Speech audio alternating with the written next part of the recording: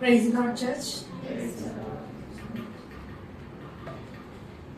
మరి శిలువ మ్రానుపై వేలాడుతున్న మన రక్షకుడైన యేసు పలికిన రెండవ మాట లూకా సువార్త 23వ అధ్యాయము 43వ వచనం. ఒకసారి చూద్దాము. లూకా సువార్త 23వ అధ్యాయము 43వ వచనము. అందుకు ఆయన వానితో, నీవు నాతో కూడా పరదేశంలో ఉండు అని నిశ్చయంగా నీతో చెప్పుచున్నాను. ఈ శుభ శుక్రవారం నాడు మనము మన ప్రభు అయిన యేసుక్రీస్తు వారు పలికిన 7 మాటలు ధ్యానించుకొని చూడగా మరి రెండవ మాట మనం ధ్యానించుకుందాము. ఏమంటున్నారంటే మన ప్రభుల వారు మరి నీవు నాతో కూడా పరదేశంలో ఉండు అని ఎవరితో అంటున్నారంటే, ఇప్పుడు మనం వీడియో చూసిన ప్రకారము మరి గొల్గొతా కొండ మీద సిలువ వేయబడినప్పుడు యేసుక్రీస్తు ప్రభు వారి పక్కన కుడి ప్రక్కన ఎడమ ప్రక్కన 2 దొంగల్ని కూడా మనం చూస్తా ఉన్నాము. Okay, yeah. అయితే ఎడమ పక్కన ఉన్న దొంగ పేరు ఒకసారి చూద్దాము. రైట్ సైడ్ ఉన్న దొంగ పేరు డిస్మాస్ అండ్ లెఫ్ట్ సైడ్ ఉన్న దొంగ పేరు నెస్టాస్. మరి ఈ లెఫ్ట్ సైడ్ ఉన్న దొంగ పేరు నెస్టాస్ అంటే ఎవరు ఏంటి అంటే దాని మీనింగ్ శిలా హృదయుడు, అంటే బండ హృదయం కలిగిన వాడు, చాలా మొండివాడు అని అర్థం అన్నమాట. మరి రైట్ సైడ్ ఉన్న దొంగ ఆయన పేరు వచ్చేసి డెస్మాస్ అంటే మరి తేజస్సు వైపు మరి తిరిగినవాడు, చూస్తున్నవాడు అని అర్థం అన్నమాట. అయితే ఒక ఆశ్చర్య కార్యం ఏంటంటే, దేవుడు మరి 2 దొంగలే కదా, లెఫ్ట్ సైడ్ ఉన్న దొంగ లాగానే రైట్ సైడ్ ఉన్నవాడు కూడా దొంగే. కానీ ఈ యొక్క దొంగ ప్రత్యేకత ఏంటంటే, మరి యేసుక్రీస్తు ప్రభువారు ఏం చెప్తున్నారంటే, నీవు నాతో కూడా పరదేశంలో ఉంటావు, అంటే పారడైజ్ లో ఉంటావు అని. మరి అది ఎలా సాధ్యము? వీడు దొంగే వాడు దొంగే కదా. కానీ ఈ దొంగ ఒక ప్రత్యేకత ఉందన్నమాట. ఏంటి అంటే, ఈ దొంగ ఒక మంచి క్వాలిటీస్ ఉన్నాయంట. ఏటా క్వాలిటీస్ అనేది మనం చూద్దాం. లూకా సువార్త 23:42 చూడండి ఒకసారి. లూక్ 23 చాప్టర్ 42 వర్స్ చూడండి.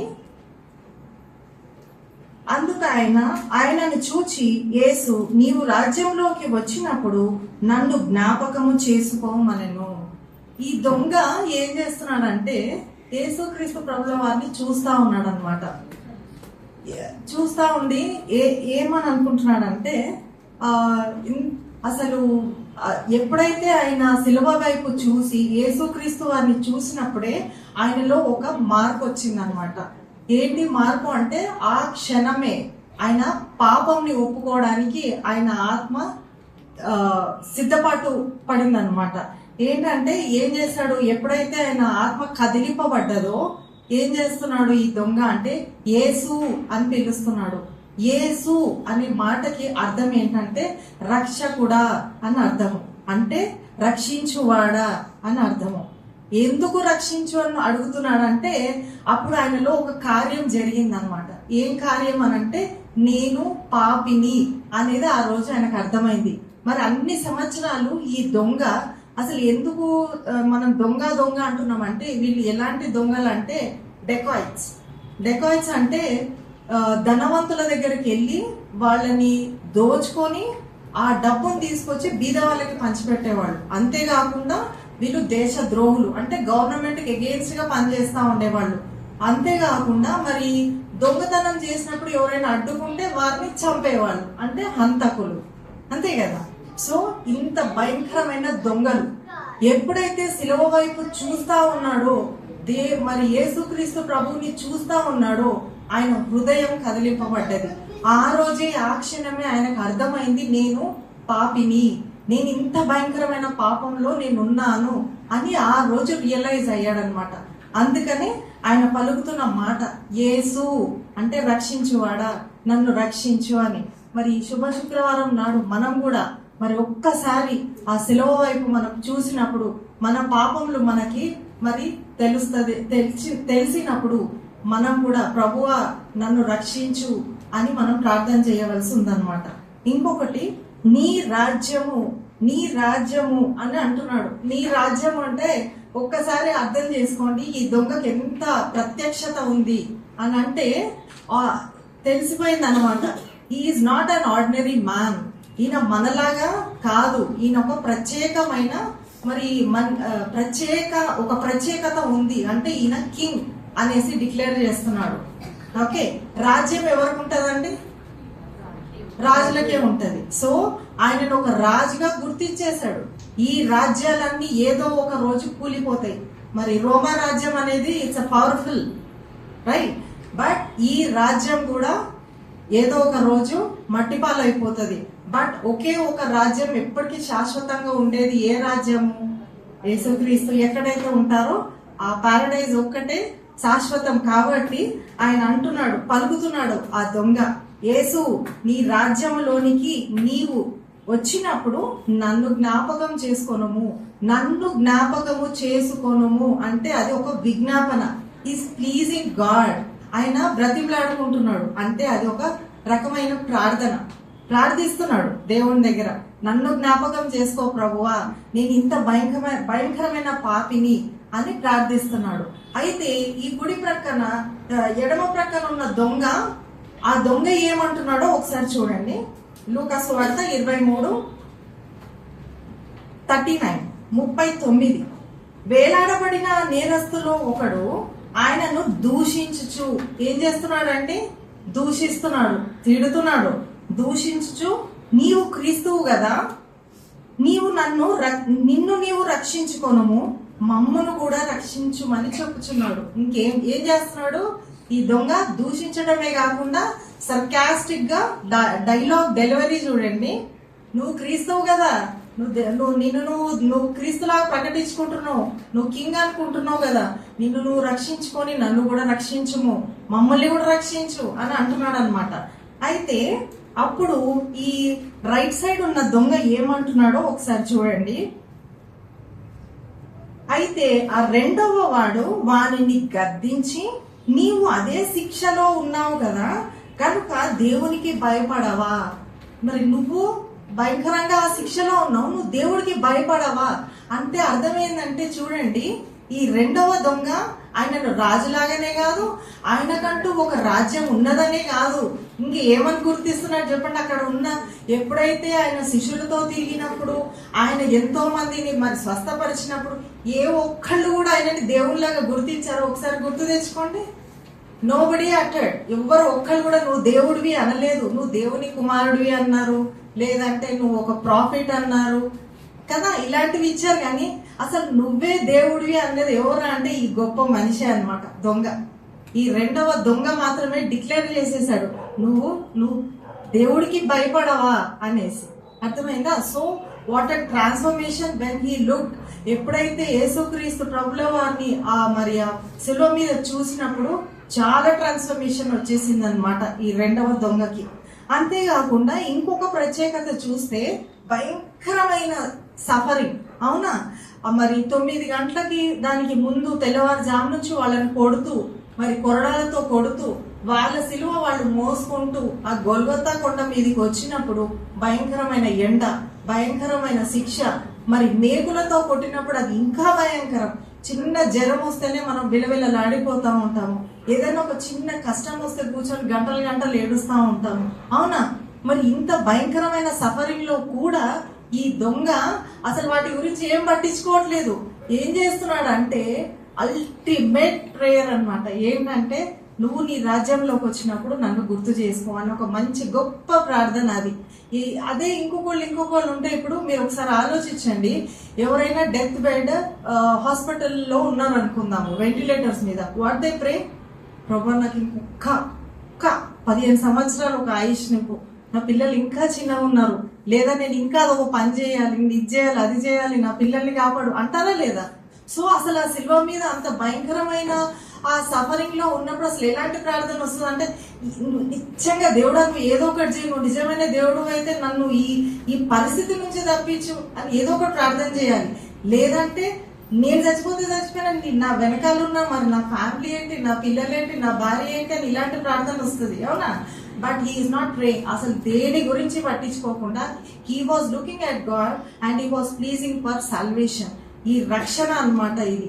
ఎవరికైతే పాప క్షమాపణ దొరుకుతుందో, పశ్చాత్తాప పడి పాపాలు ఒప్పుకొని మరి దేవుడే నిజమైన, మరి దేవుడు యేసుక్రీస్తే నిజమైన దేవుడు అని ఒప్పుకున్న వాడెవడో వాళ్ళే పరలోక రాజ్యానికి చేర్చబడతారు.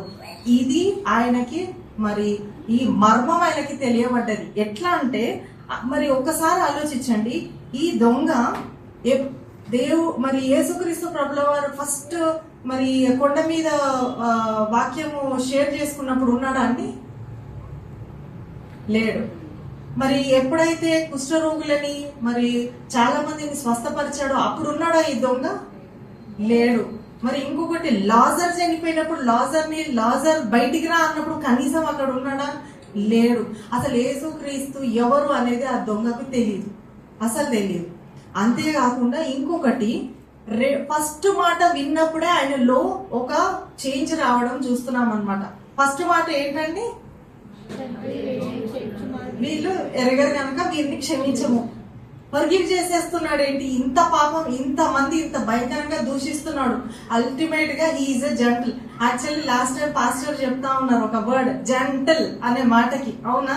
సో ఈ ఇంత శక్తి గల దేవుడు, ఇంత ఆధిక్యత కలిగి ఉన్న దేవుడు మరి ఇంతమంది దూషిస్తుంటే, ఇంత కొడుతుంటే, ఇంత సిలువేస్తుంటే, ప్రాణం పోయే టైం వస్తుంటే కూడా ఈయన ఇంత మంచి మాట మాట్లాడుతున్నాడని ఆయన హృదయం కదిలింపబడి ఆయన ప్రార్థన చేస్తున్నాడు అనమాట.